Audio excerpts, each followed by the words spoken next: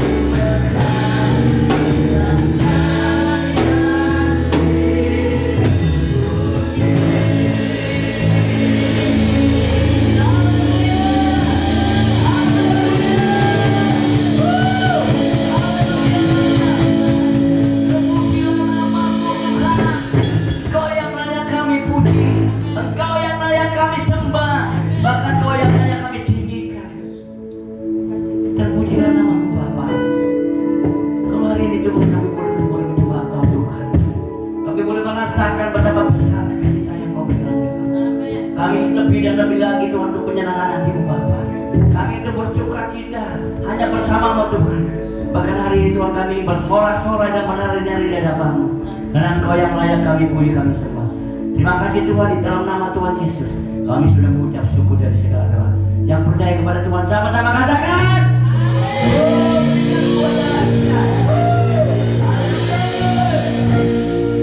Mari kita berdoa di dalam Tuhan. Amin.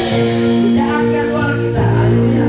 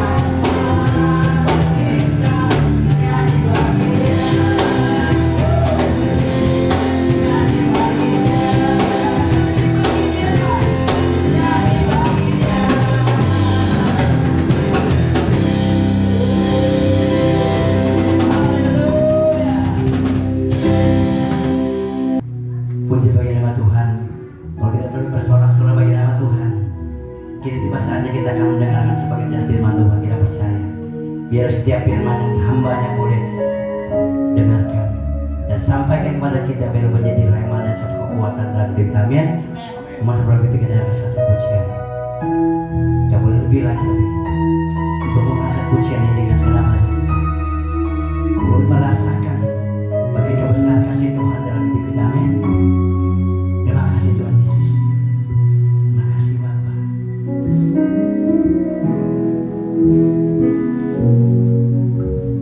Seperti wanita mengurapimu, menangis di bawah kakimu. Demikian hidupku mau mengasihimu, Yesus Engkau baik bagiku. Seperti Wanita mengurapimu, menangis di bawah kakimu. Demikian hidupku mau mengasihimu, Yesus Engkau baik bagiku. sampai akhir ku menutup mata, ku tetap setia menanti janjimu. Sampai ku dapatkan mahkota kehidupanku, ku tetap setia untuk melayanimu. Tuhan Yesus, bersama-sama katakan. Seperti wanita mengurapimu, Menangis di bawah kakimu. Demikian hidupku mau mengasihimu, Yesus Engkau baik bagiku. Sampai akhir ku menutup mata, ku tetap setia menanti janjimu. Sampai ku dapatkan mahkota kehidupanku, ku tetap setia untuk melayanimu. Sampai akhir ku menutup mata, ku tetap setia menanti janjimu. Sampai ku dapatkan mahkota kehidupanku, tetap setia melayanimu. sampai akhir ku menutup mata, ku tetap setia menanti janjimu. Sampai ku dapatkan mahkota kehidupanku, ku tetap setia untuk melayanimu.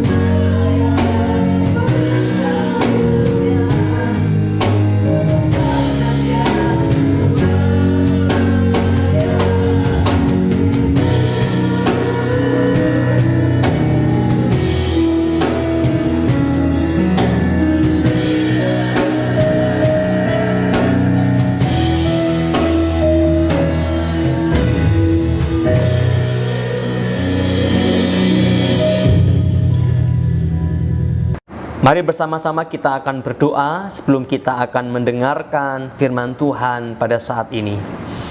Tuhan, terima kasih untuk anugerah-Mu. Engkau Allah yang setia, Engkau Allah yang tidak pernah meninggalkan kami. Dan saat ini Tuhan, kami akan mendengarkan sebagian dari firman-Mu. Berfirmanlah ya Tuhan, dan ajar kami untuk hidup sesuai dengan firman-Mu, sesuai dengan apa yang Engkau kehendaki dalam hidup kami. Terima kasih Tuhan, kami mengucap syukur dan kami serahkan sepenuhnya hidup kami dalam anugerah penyertaan Tuhan. Dalam nama Tuhan Yesus kami berdoa. Haleluya. Amin. Puji Tuhan Bapak Ibu, kita akan bersama-sama merenungkan satu bagian firman Tuhan pada saat ini yang terambil dari kitab Filipi pasal yang pertama. Filipi pasal yang pertama ayat 27 sampai ayat yang ke-30. Filipi pasal yang pertama ayat 27 sampai ayat yang ke-30, demikian firman Tuhan. Hanya hendaklah hidupmu berpadanan dengan Injil Kristus, supaya apabila aku datang, aku melihat, dan apabila aku tidak datang, aku mendengar bahwa kamu teguh berdiri dalam satu roh dan sehati sejiwa berjuang untuk iman yang timbul dari berita Injil, dengan tiada digentarkan sedikit pun oleh lawanmu. Bagi mereka semuanya itu adalah tanda kebinasaan, tetapi bagi kamu tanda keselamatan, dan itu datangnya dari Allah. Sebab kepada kamu dikaruniakan bukan saja untuk percaya kepada Kristus, melainkan juga untuk menderita untuk Dia dalam pergumulan yang sama seperti yang dahulu kamu lihat padaku dan yang sekarang kamu dengar tentang aku. Haleluya. Saudara sekalian dikasihi oleh Tuhan, kita bersyukur bahwa saat ini kita boleh tetap setia mengikut Tuhan. Mungkin di antara kita ada yang 5 tahun menjadi orang percaya, ada yang 10 tahun menjadi orang Kristen, ada 15 tahun, 20 tahun, atau bahkan sudah di atas 50 tahun menjadi orang Kristen. Tetapi jika kita kembali merenungkan dalam kehidupan kekristenan kita, satu pertanyaan yang mungkin menjadi pergumulan kita dalam kehidupan kita sebagai orang percaya adalah, apa tujuan menjadi orang Kristen? Apa tujuan menjadi orang percaya? Apa tujuan menjadi anak Tuhan? Masing-masing mungkin sudah punya jawaban yang berbeda-beda sesuai dengan pengalaman hidup, berbeda-beda sesuai dengan khotbah yang pernah didengar, berbeda-beda sesuai dengan buku yang pernah dibaca tentang apa sebenarnya tujuan menjadi orang Kristen, Bapak Ibu. Nah, saya tidak sedang mengevaluasi jawaban Bapak Ibu, dan Bapak Ibu pun punya banyak alasan barangkali mengapa menjawab A, mengapa menjawab B, mengapa menjawab C. Ini macam-macam sekali. Tetapi kita perlu kembali melihat apa yang firman Tuhan katakan tentang tujuan menjadi orang Kristen, tujuan menjadi orang percaya. Mungkin si A berkata, oh, menjadi orang Kristen tujuannya adalah supaya saya semakin berhasil, pekerjaan saya semakin sukses.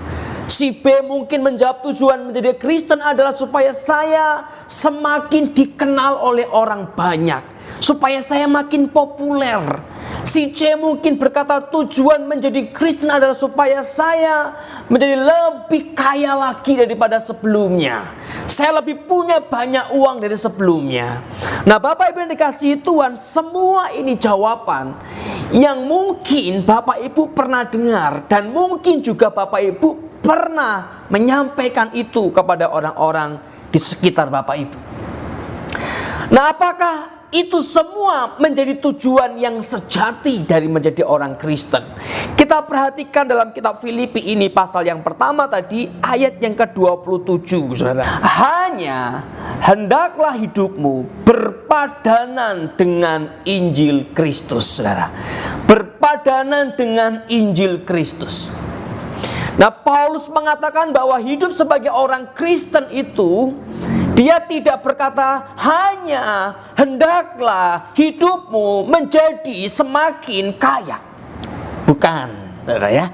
Hanya hendaklah hidupmu menjadi semakin populer, semakin terkenal, juga bukan. Hanya hendaklah hidupmu menjadi semakin berhasil atau sukses, juga bukan, saudara. Tapi firman Tuhan berkata hanya hendaklah hidupmu berpadanan dengan Injil Kristus. Maka jika ditanya atau kalau ada orang bertanya kepada saya, apa tujuan menjadi orang Kristen? Saya tidak akan menjawab jawaban-jawaban yang di luar kalimat ini. Tetapi dengan kalimat ini saya akan menjawab bahwa menjadi orang Kristen tujuannya adalah supaya hidupku berpadanan dengan Injil Kristus. Supaya hidupku sesuai dengan Injil Kristus. Supaya hidupku sesuai dengan apa yang Kristus hidupi. Nah, sehingga Bapak Ibu, seperti Paulus berkata, di dalam hidupku ini yang tampil bukan lagi diriku sendiri. Dalam hidupku ini yang muncul bukan lagi sikap manusiaku yang berdosa. Dalam hidupku ini yang muncul bukan lagi perasaanku yang berdosa, tetapi kalau aku hidup, Kristus hidup di dalam aku. Setelah apa? Setelah hidupku berpadanan dengan Injil Kristus. Maka Bapak Ibu, kembali saya tekankan bahwa inilah tujuan kita, saudara. Inilah tujuan menjadi orang percaya. Inilah tujuan menjadi orang Kristen. Kalau Bapak Ibu masih ingat ketika minggu pertama saya membuat bagan tahap menjadi orang Kristen, ya. Yang pertama adalah manusia jatuh dalam dosa. Lalu yang kedua adalah Kristus mati untuk menebus kita. Nah, bagian yang ketiga adalah apa? Pengudusan. Bagian yang keempat atau bagian keempat adalah kemuliaan yang akan kita terima bersama-sama dengan Allah di dalam kekekalan. Jadi tujuan kita ditebus oleh Kristus itu adalah supaya kita menjadi serupa dengan Kristus. Supaya kita hidup di dalam kekudusan ilahi, di mana yang muncul dari hidup kita adalah Kristus, saudara. Nah, inilah tujuan kita menjadi orang percaya.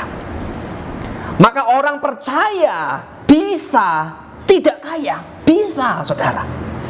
Orang percaya boleh misalnya tidak populer, boleh, tidak masalah. Tidak dikenal oleh banyak orang, tidak masalah. Tidak punya follower yang ribuan misalnya di Instagram kita, nggak masalah.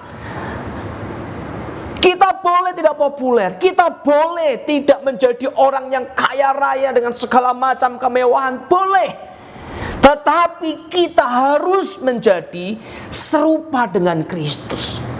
Kenapa? Karena tujuan penebusan kita adalah dikuduskan. Dikuduskan.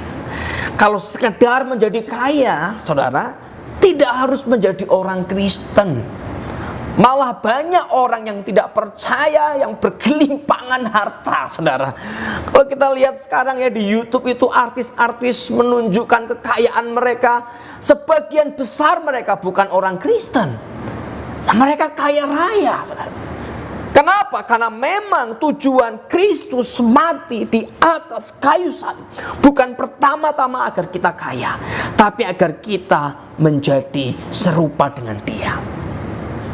Kalau kita melihat orang-orang yang populer di dunia ini, saudara ya, tidak semua orang Kristen, bahkan mungkin orang-orang yang tidak percaya, orang-orang ateis, jangankan menjadi Kristen, percaya Tuhan saja tidak, mereka orang-orang yang begitu populer. Karena memang tujuan menjadi Kristen bukan supaya kita populer, tapi supaya kita berpadanan dengan Injil Kristus, saudara. Supaya kita hidupnya sesuai dengan Kristus, sesuai dengan Injil Kristus. Nah, berpadanan itu seperti orang, Bapak Ibu, mengikuti paduan suara, ya. Paduan suara. Kalau kita ikut paduan suara itu kan ada banyak penyanyi, mungkin 50, mungkin 40 atau mungkin 10 orang. Nah, paduan suara ini akan dipimpin oleh seorang pemimpin. Akan ada konduktor yang memimpin, saudara, dia memimpin, ya. Nah, sehingga apa? Sehingga serasi suaranya. Yang suaranya gede, yang bass, nanti masuknya kapan? Yang suaranya tinggi, yang tenor, masuknya kapan? Yang sopran, yang alto. Jadi ada 4 suara ini. Bagaimana mereka masuk? Itu dipimpin oleh seorang pemimpin. Supaya apa? Selaras, saudara.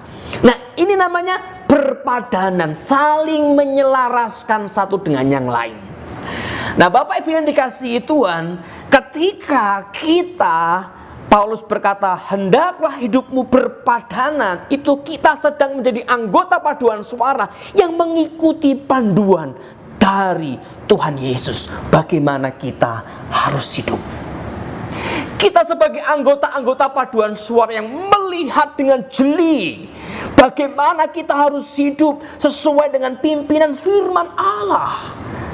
Kita menjadi anggota-anggota paduan suara yang menatap sefokus mungkin apa yang Roh Kudus hendak sampaikan. Aku harus bagaimana, aku harus ngapain, agar hidupku selalu sepadan dengan apa yang Kristus inginkan di dalam hidupku. Maka saat ini, sudahkah hidup kita sepadan dengan Kristus? Sudahkah hidup kita sesuai dengan kehidupan Tuhan Yesus? Sehingga kita memuliakan Allah, sehingga kita kembali menjadi gambar dan rupa Allah. Nah, Bapak Ibu yang dikasihi Tuhan, untuk menjadi sepadan dengan Kristus, untuk memiliki hidup yang sesuai dengan kehidupan Kristus, kita butuh yang namanya proses, saudara, ya. Semua butuh proses. Semua tujuan pasti ada proses yang dilalui untuk mencapai tujuan itu. Dan seringkali Bapak Ibu, proses itu tidak mudah, ya. Proses itu tidak mudah, bikin males, kadang-kadang melelahkan. Lalu mungkin kita juga depresi, tertekan, stres. Kenapa? Karena menghadapi proses. Nah, kita perhatikan ayat-ayat berikutnya, Bapak Ibu. Kita lihat ayat yang ke-29. Dikatakan seperti ini. Sebab kepada kamu dikaruniakan bukan saja untuk percaya kepada Kristus, melainkan juga untuk menderita untuk Dia. Saudara, ya. Kita diberi karunia bukan hanya untuk percaya, melainkan juga untuk apa? Menderita untuk Dia, saudara. Menderita untuk Dia. Nah, proses itu selalu berkaitan dengan yang namanya penderitaan, saudara, ya. Jadi ini adalah proses. Kita mengalami proses Tuhan. Proses yang seringkali muncul dalam bentuk tekanan. Proses yang seringkali muncul dalam bentuk penderitaan. Proses yang seringkali muncul dalam bentuk keadaan yang tidak ideal. Nah, memang Bapak Ibu yang dikasihi Tuhan, dari kecil kita dididik untuk membenci penderitaan. Membenci, menghindari. Kalau bisa tidak usah ada penderitaan. Tidak usah ada penderitaan. Mungkin kemudian fenomena yang muncul adalah kalau anak-anak sekolah nggak mau belajar. Kenapa sebenarnya tidak mau belajar? Karena belajar itu dia harus tanda kutip menderita. Dia bisa main sana, main sini, dia bisa nonton yang menyenangkan, dia bisa ngapain, main game dan seterusnya. Tapi dia harus duduk, fokus, meninggalkan semua itu untuk belajar. Maka itu menjadi sebuah penderitaan untuk anak-anak. Sehingga kita tidak perlu menyuruh anak untuk bermain, tapi kita harus menyuruh anak untuk belajar. Kenapa disuruh? Karena itu nggak menyenangkan, nggak asik, saudara. Nggak asik. Nah, anak dari kecil, kita mungkin dulu juga begitu. Waktu kita disuruh seperti itu, wah, kita pengennya nggak mau. Aku nggak mau disiplin, aku nggak mau diatur, aku nggak mau, aku mau semauku sendiri. Dan kita menempatkan tekanan-tekanan itu sebagai sesuatu yang jahat. Tapi tanpa tekanan itu, tanpa belajar, anak ini tidak akan bisa mencapai tujuan. Dalam hidup orang percaya, kita juga menghadapi berbagai tekanan, Bapak Ibu. Dan ketika penderitaan datang, Alkitab berkata bahwa di dalam segala sesuatu Allah turut bekerja. Nah, segala sesuatu itu adalah proses yang di dalamnya termasuk penderitaan. Maka kembali Bapak Ibu yang dikasihi Tuhan, mari kita melihat tujuan kita untuk menjadi serupa dengan Kristus bukan menyenangkan diri kita sendiri. Nah, kemudian kita harus siap untuk menghadapi proses dibentuk seperti Kristus, dibentuk serupa dengan Kristus, yang di dalamnya akan ada tekanan dan penderitaan. Saat ini kita menghadapi persoalan bersama dengan pandemi yang saat ini masih menjadi pergumulan bangsa kita. Mungkin beberapa kita sudah mulai mengeluh, aduh gimana ya, kenapa ya, dan seterusnya. Atau beberapa kita mulai mikir, waduh cukup nggak ini keuangan saya bulan ini? Aduh bagaimana usaha saya? Aduh bagaimana ini itu? Nah, saya tahu ini tidak mudah. Tapi mari kita melihat dengan kacamata iman bahwa di dalam setiap peristiwa, dalam segala sesuatu, Allah turut bekerja. Allah turut bekerja untuk apa? Mendatangkan kebaikan. Dalam kacamata kita, ini tidak baik. Dalam kacamata kita, Tuhan, ini tidak ideal, tidak seharusnya begini. Tapi firman Tuhan berkata bahwa Allah turut bekerja untuk mendatangkan kebaikan bagi mereka yang mengasihi Dia. Ada proses Tuhan.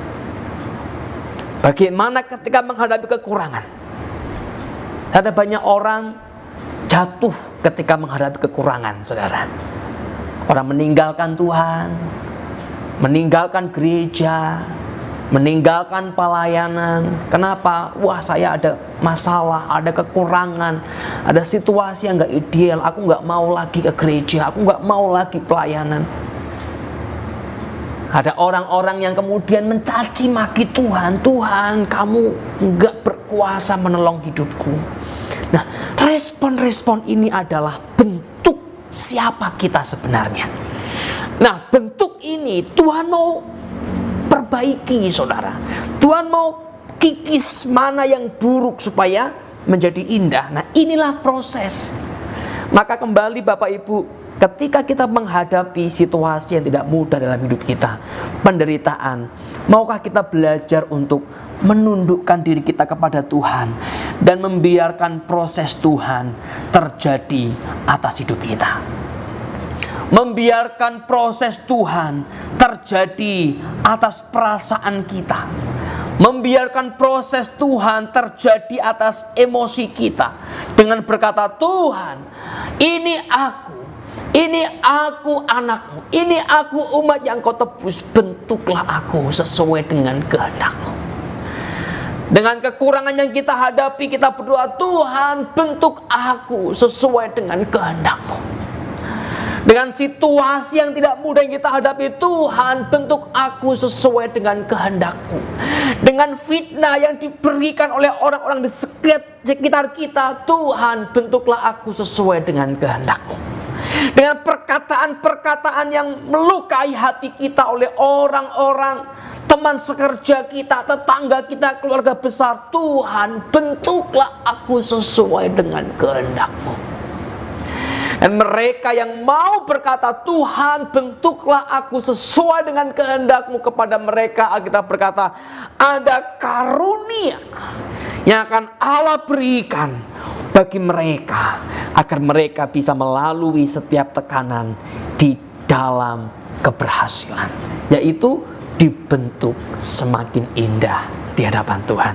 Seperti Alkitab katakan tadi Bapak Ibu, ayat 29. Sebab kepada kamu dikaruniakan bukan hanya untuk percaya, tapi juga untuk menderita untuk Tuhan. Artinya kita diberi karunia, kuasa, kemampuan yang melampaui kekuatan manusia untuk tetap setia, untuk tetap mengikuti jalan Tuhan, untuk tetap mengikuti apa yang Tuhan mau di tengah semua tekanan dan penderitaan, Bapak Ibu. Nah, untuk itu mari kita punya fokus kekristenan seperti yang Tuhan mau bagi hidup kita. Mari kita punya fokus dan komitmen yang serius, Bapak Ibu, bahwa Tuhan, aku mau menyenangkan-Mu. Mari kita punya komitmen dengan fokus dan keseriusan dengan berkata, Tuhan, aku ingin memuliakan-Mu. Seperti sebuah lagu berkata, Tuhan, ku mau menyenangkan-Mu, menyenangkan-Mu, senangkan-Mu, hanya itu kerinduanku.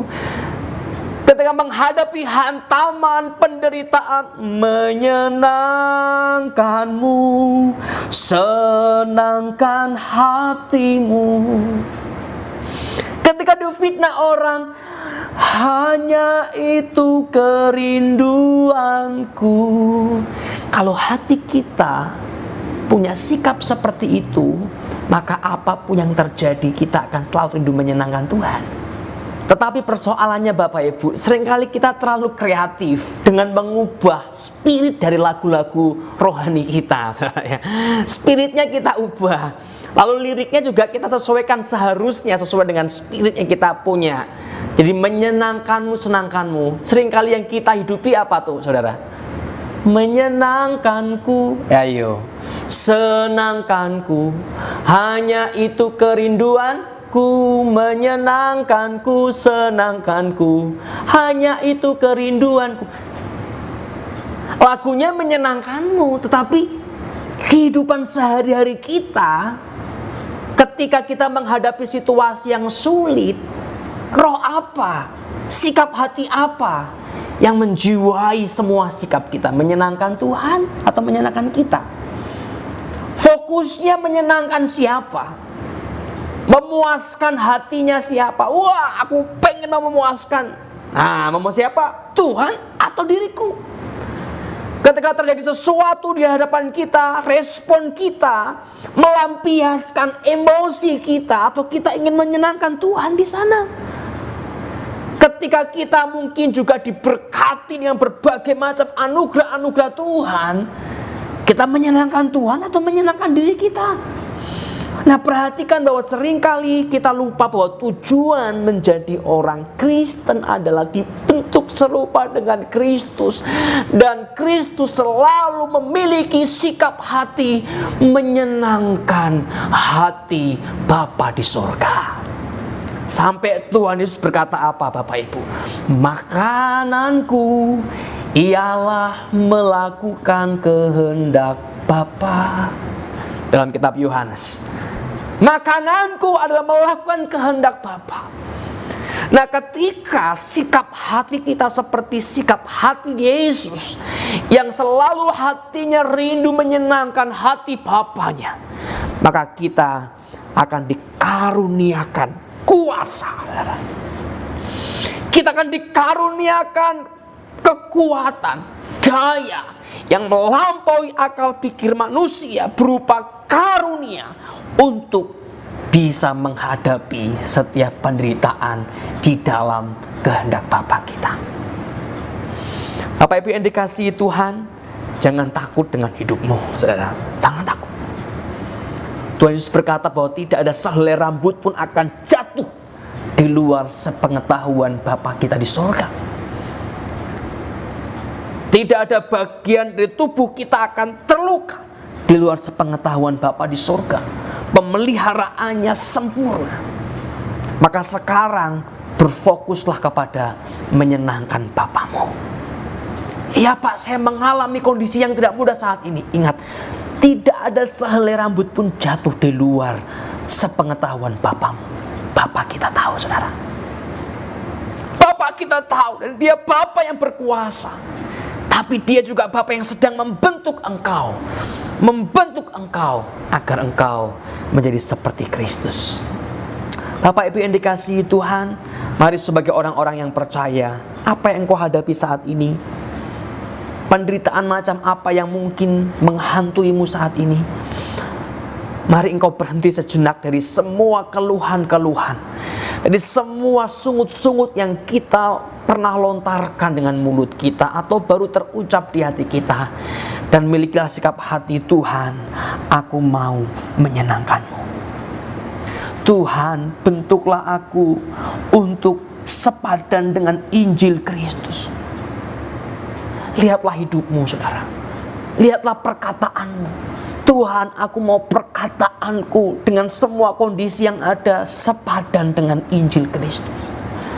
Lihatlah sikap hatimu. Tuhan, aku mau sikap hatiku dengan semua fitnah yang dilontarkan oleh orang-orang di sekitarku. Aku mau hatiku tetap sesuai dengan Injil Kristus yang berkata kasih.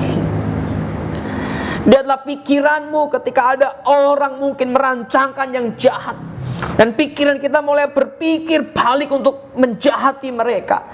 Mari kita bawa kepada Tuhan. Tuhan, aku mau pikiranku sepadan dengan Injil Kristus. Kepada mereka yang mau dibentuk oleh Tuhan, Alkitab berkata, kepada kamu dikaruniakan,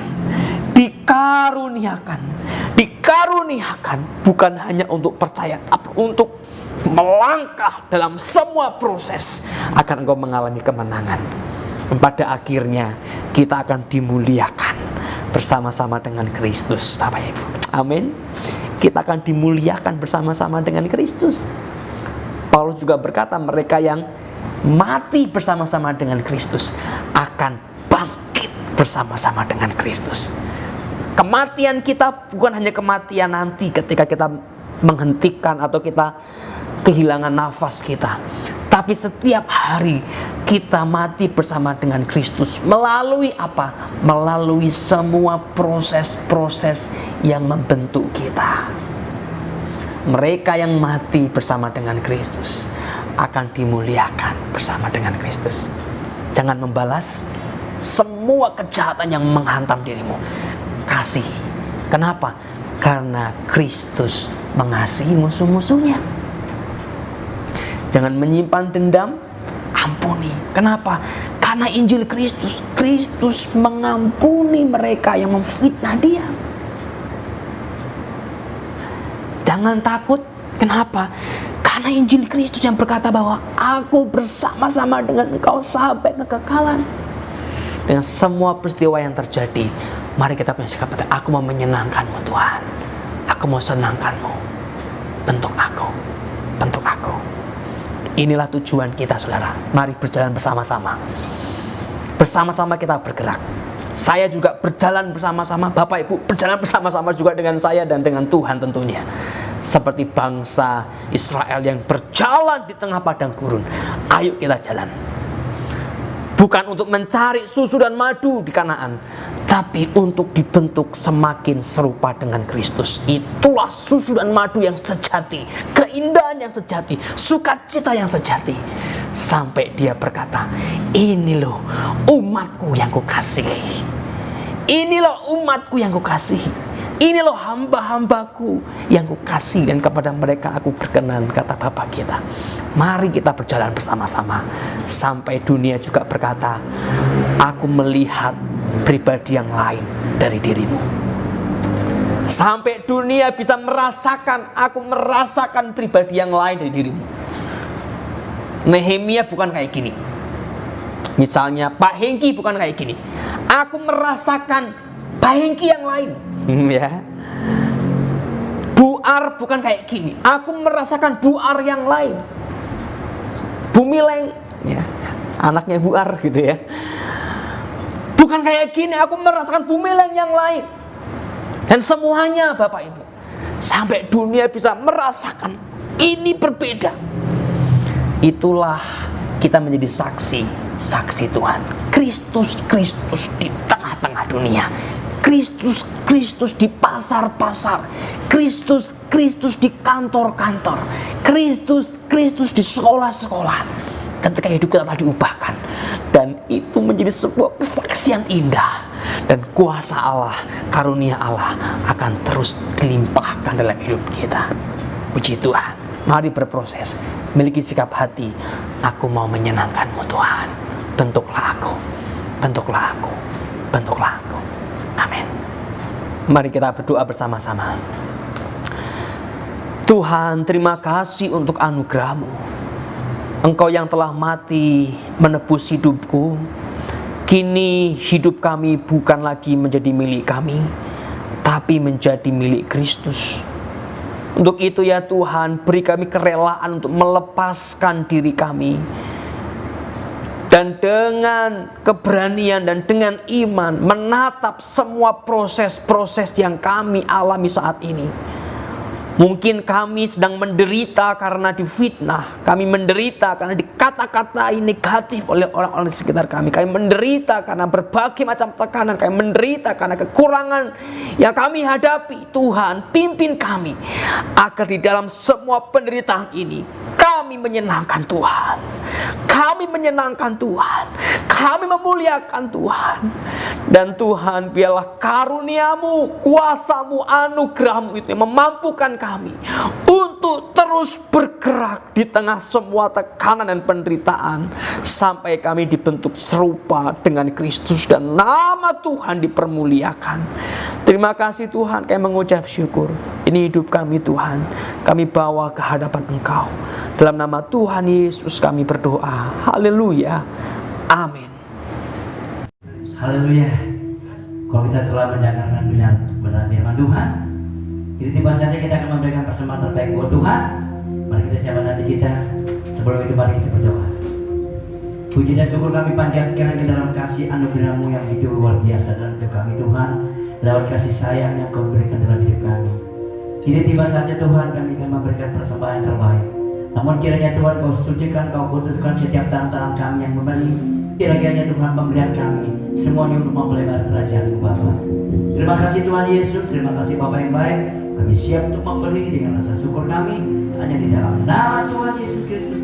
Semua yang ingin memberi sama-sama katakan amin.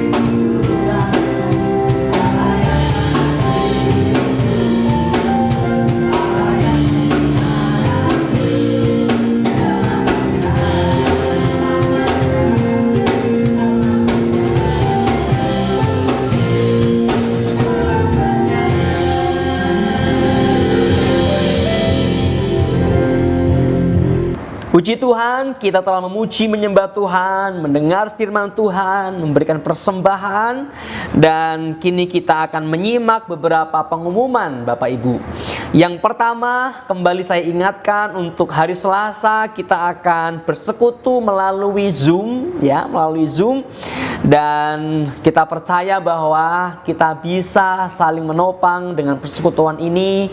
Untuk itu mari bergabung. Bapak Ibu yang lain yang belum bergabung, kami menunggu untuk bergabung bersama-sama dengan kami. Nah, yang kedua Bapak Ibu, kembali hari Jumat kita akan menikmati doa malam yang kita berikan nama Malam Anugerah di YouTube Anugerah TV. Jadi Jumat malam jam 7 kita akan bersekutu kembali dalam pujian, penyembahan, doa-doa dalam Malam Anugerah di Anugerah TV Jumat jam 7 malam.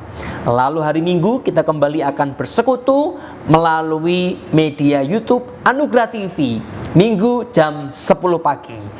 Nah, jangan lupa juga hari ini jam 1 siang. Jadi habis ibadah selesai nanti jam 1 anak-anak sekolah minggu kami undang untuk melihat YouTube Anugerah TV. Kita akan ada sebuah acara spesial bernama Kisah Berhadiah, ya. Kisah Berhadiah. Bapak Ibu, anak-anaknya, ponakan-ponakannya, cucu-cucunya, ya. Kalau tetangganya mau juga nggak apa-apa, tetangganya untuk ikut nyimak acara Kisah Berhadiah. Nah, nanti kisah ini akan kita berikan pertanyaan-pertanyaan, kita akan ceritakan kisah-kisah firman Tuhan, dan pastinya akan ada hadiah untuk anak-anak. Puji Tuhan. Jadi Bapak Ibu silahkan jam 1 siang, itu berarti beberapa jam lagi, 2 jam kurang lebih ya, atau 1 jam, kita akan menikmati kisah berhadiah untuk anak-anak sekolah minggu, ya, untuk anak-anak sekolah minggu. Nah, lalu Bapak Ibu, saya ingin menginformasikan terkait dengan rencana kita untuk ibadah di gereja. Jadi nanti saya akan update kembali, informasikan kembali, karena ada beberapa pertimbangan yang mungkin ibadah kita akan sedikit diundur. Rencana pertama itu minggu pertama Agustus, tapi mungkin kita akan sedikit undur, entah minggu kedua misalnya, nanti akan diinformasikan kembali. Haleluya, puji Tuhan. Kini kita akan berdoa kepada Tuhan, kita membawa segenap hidup kita kepada Tuhan, kita percaya Tuhan berkuasa atas hidup kita, dan biarlah hidup kita terus dibentuk semakin serupa dengan Kristus, semakin memuliakan Tuhan. Haleluya, mari kita berdoa. Tuhan, terima kasih untuk anugerah-Mu. Kami percaya Tuhan bahwa Engkau Bapa yang berkuasa, Engkau Bapa yang tidak pernah meninggalkan kami. Untuk itu Tuhan, ajar kami untuk berfokus kepada pembentukan ilahi dalam hidup kami, dengan semua proses yang kami hadapi, dengan semua persoalan yang kami hadapi, dengan semua tekanan yang kami hadapi. Biarlah karunia-Mu, anugerah-Mu memampukan kami untuk terus hidup sesuai dengan Injil Kristus, sesuai dengan kehendak Allah, sesuai dengan hati Tuhan, sehingga hidup kami boleh menjadi kesaksian di tengah-tengah dunia ini. Terima kasih Tuhan, pimpin kami, beri kami hati yang selalu rindu menyenangkan Tuhan, hati yang selalu rindu memuliakan Tuhan, dan bukan berfokus kepada kesenangan manusia berdosa kami, bukan berfokus pada kesenangan hawa nafsu berdosa kami. Terima kasih ya Tuhan. Saat ini Tuhan, kami juga terus berdoa di tengah-tengah situasi yang tidak mudah atas bangsa kami, dengan pandemi yang sedang berjalan. Bila juga Tuhan yang menolong bangsa kami, memberi hikmat kepada para pemimpin kami ya Tuhan, sehingga masyarakat juga dapat hidup di dalam disiplin kesehatan terkait dengan situasi saat ini ya Tuhan. Kami juga berdoa untuk setiap gereja-gereja Tuhan yang ada, yang terus berusaha untuk melayani di tengah-tengah situasi yang sulit ini. Biarlah anugerah Tuhan juga memampukan mereka, memberi mereka hikmat. Terima kasih Tuhan, juga hidup kami, keluarga kami, usaha kami, Tuhan, kami percaya bahwa semua hidup kami yang mengasihi Engkau tidak pernah lepas dari pemeliharaan-Mu. Dan ajar kami Tuhan untuk terus percaya, sehingga melewati semua tekanan ini pun kami keluar sebagai orang-orang yang menang, yang memuliakan Allah, yang menyenangkan Allah melalui semua tekanan yang ada. Terima kasih Bapa, kami mengucap syukur, dan biar hidup kami terus Tuhan pakai menjadi saksi di tengah-tengah dunia ini. Terima kasih Bapa, kami bersyukur Tuhan, juga pimpin gereja kami. Tuhan berkati semua media yang dipakai untuk pelayanan. Biarlah juga Tuhan menolong setiap kami untuk menjadi alat di tangan Tuhan. Terima kasih Bapa, kami mengucap syukur, dan kami serahkan hidup kami. Bapak Ibu, saya beri waktu beberapa saat untuk Bapak Ibu menaikkan doa-doa pribadi kepada Tuhan.